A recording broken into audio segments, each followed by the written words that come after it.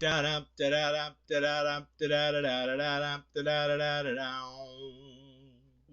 does that even mean, Bowers Game Corner?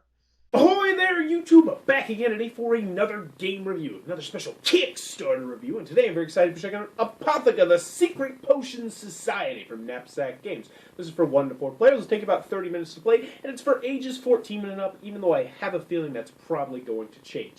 And in Apotheca, it's an abstract game where you're going to be taking control of various different cards that will let you manipulate cards all around the board. You'll have special abilities that your opponent will not be able to do. The end goal is to try and get 3 potions in a row that are the same color. If you do that, you'll take those potions off the board, you'll score a victory point, but at the same time, you will lose that special ability that you once had. Sound intriguing? Let's open it up, and I'll explain how it works. Alright then, we're going to take a look at what you're going to get inside of Apotheca from Knapsack Games. Now, as I always like to mention, this is the promotional copy I have in front of me, so take everything you see here with a grain of salt, even though I do think the artwork is just about finalized. So first and foremost, we have our handy-dandy rule sheet. It is 6 pages, double-sided, full color. It's got pictures, illustrations, examples. It's a very, very well-done rule booklet. It will have you up and running in no time at all with next to no questions. And I can probably teach you how to play the game real quick because it is a very, very simple game. So we're going to go over the components and then we'll go over the gameplay. So first and foremost, how do you win the game? Well, what you're going to be trying to do is you're going to be trying to get these little potions that are going to come in 3 different colors, red, blue, and yellow. You're going to try and get 3 in a row, either vertically or horizontally. If you can do that, then you're going to score that set of points, put it on one of your guys right here, which will essentially render him useless, but also give you 1 victory point. And if you can be the first person to get 3 victory points, or the first team to get 3 victory points, you'll be the winner of the game. Clear as mud? Well, I'll show you how it works. So first and foremost, you're going to have the board right here. The board I have here is pretty large. It's nice, serviceable. The one you're going to get is actually going to be a little bit bigger, and it's a pretty nondescript board. It's got some wooden pieces on there. I do have one complaint about the board, and I'll get to that in the pros and the con. But it's going to have 16 main slots where you're going to be putting down these cards, which we'll get to these cards right here. There's going to be 3 kinds of cards: red, blue, and yellow. So as you can see, you're going to have red, blue, and yellow potions in there. And then on the back, you're going to see that there are different arrows, which will be pointed in various different directions, and that will come into play in a minute, and I'll tell you exactly how. So next, you're going to have these cards over here, which are going to be a bunch of various different spell masters. They're going to make spells or something like that. They're apothecary creators. But the big thing is, each one's going to give you a special ability that you'll be able to utilize while you have this guy in control. So for instance, this one right here, pretty simple one. Move a card 1 space in any direction. And that could be any one of these cards. You can just move it 1 space in any direction. Faithful Float. Choose a row or column. Move all cards in that row 1 space in a single direction. And then edges wrap around. So this would go all the way over here, and this would go right here. And you can move it however you really want to do it, aside from diagonal. Sorcerer's Spin. Swap 2 diagonally adjacent ones.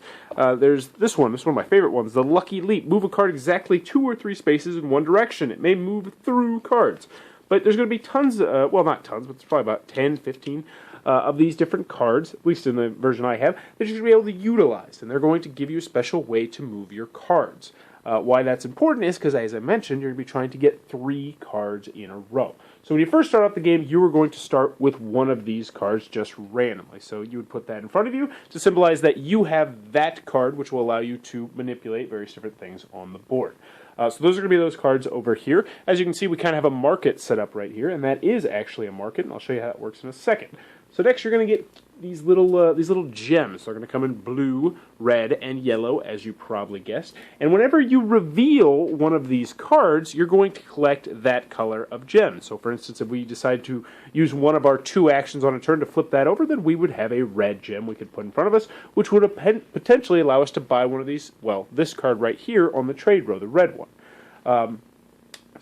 Next, you're going to get this player aid card. These is very helpful. On your turn, you're going to be able to take 2 actions. You have to make sure you take 2 different actions, and I'll show you those actions right now. The first one is you're going to reveal, which means you just flip a card face up, and as I showed earlier, you'd flip it up so now everyone can see it, and then you're going to collect that gem. Good for you, you have an extra gem.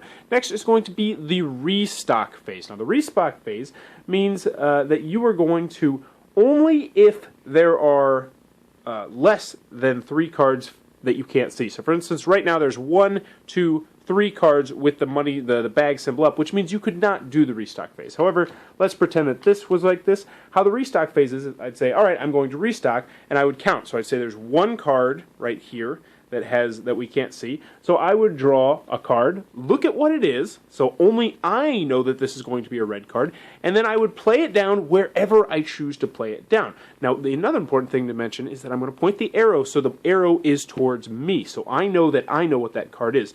But this isn't a memory game, because you can peek at this whenever you'd like to. So I might just I'd look at my special ability and I'd say, all right, move a card 1 or more spaces horizontally or vertically. It may move through other cards. So I might say, you know what? I'm going to go ahead and I'm going to place that one right there. So I know that's a red card. And then I would do it one more time until there are 3 cards like this that are, so it's got the bag symbol up. So I'd look right there. It's a blue, and I might say, all right, I'm going to put it right there. So I know this is red, I know this is blue, and that would be one of the actions I could take. The next action you can take is use one of your powers. So obviously, you could use one of your powers that you have on your special ability card right here. Now, when you finally do get a Connect 3, when you've connected 3 together, what you're going to do is you're actually going to take those 3 off the board, and you're going to put them on top of this card. Now, that symbolizes that you cannot use this card anymore. You cannot use the special ability. However, you are one step closer to winning the game. So that's one of the other actions you can take, is to use one of your special abilities right there. Now, the final action that you're going to be able to take is you're going to be able to hire one of these workers over here on the market. Now, as I mentioned, whenever you flip over a tile, you are going to collect that color. So, for instance, I would collect a red, and let's just pretend I had another red saved up from earlier in the game. So now I would have 2 reds, which means I could turn around and purchase this card on the red thing, and I put it, boom, right in front of me, and then I would flip over another card immediately, and that would be the new card that you could buy with 2 reds. So 2 reds for this one, 2 blues for this one, 2 yellows for that one. Or if you don't like any of these, or if you just happen to have 3 random gems of different colors, you can trade in 1 red, 1 blue, and 1 yellow, and randomly draw the top one, and then boom, you now have that one in your control. Now you can have as many of these guys as you want in your control, and it's going to give you a lot more flexibility to move around the board, but at the same time, you're going to be wasting time, trying to acquire these actions while your opponents are trying to set up various different things along the board. In a 4-player game, you're actually going to play as 2 teams, which is quite interesting. And that's about it. You're going to be moving them, trying to get 3 in a row of the same color. When you do, clear them off the board, put them on your card to symbolize that you have 1 victory point. That loses its value. And the first team or player to get 3 points is going to be the winner of Apotheca. And that, in a nutshell, is how the game is played. Ooh, I gotta fix something real quick. I almost forgot one really important element here, and that is that let's just say that you've managed to work out something big. So let's just say you somehow were able to manage to get 4 in a row like this, or you got yourself a cross like this. Then that would mean that you would get an additional bonus. So you only score 1 point, but at the same time, you also collect 1 red gem right there, which you could potentially turn around and purchase a card. So there's a couple different formations that you can create in which you are going to be able to collect an extra gem in addition to doing that. So that's what I just wanted to add there, that you can do that. Also, if you are lucky enough, you can potentially get it so that you can make it so that you score 2 points at one time. And if you have the cards to play them on, then you will also score 2 additional points instead of just 1. And that, once again, in a nutshell, is how the game is played. Ogre Dokery, Apotheca from Knapsack Games. What about final thoughts? Let's go over the pros, let's go over the cons. First, on the con side, the game's not going to be for everybody. And I do want to mention, I was not able to play the 1-player version of the game just because those rules were not included in the rule booklet, so I cannot speak to those. I'm speaking strictly to the 2, 3, and 4-player versions of the game that I got to play. So on to the cons, it's 1 to 4 players, so if you have a bigger gaming group, it might not be for you. Also, it is more on the abstract-y side. Even though you can really tell they tried to get the theme through, and they do to a certain degree, it definitely is still on the abstract-y side. Another con that some people is going to bug some people is that 2, 3, and 4 players, all 3 of them, play drastically different. I imagine 1 player is going to play drastically different as well. So there's going to be essentially 4 player counts, and they will all play drastically different. So if you like a game that plays just about the same with different player counts, you might want to look elsewhere. I'll get more into that in a little bit, though. Another thing is that, yes, the theme is pretty much not there. They really, really tried, though, and I do commend them on that. So another con that I had is that this looks like it's going to be a complex game. You get this, you see the artwork, you see the theme, you think it's going to be complex, but it is actually extremely simple.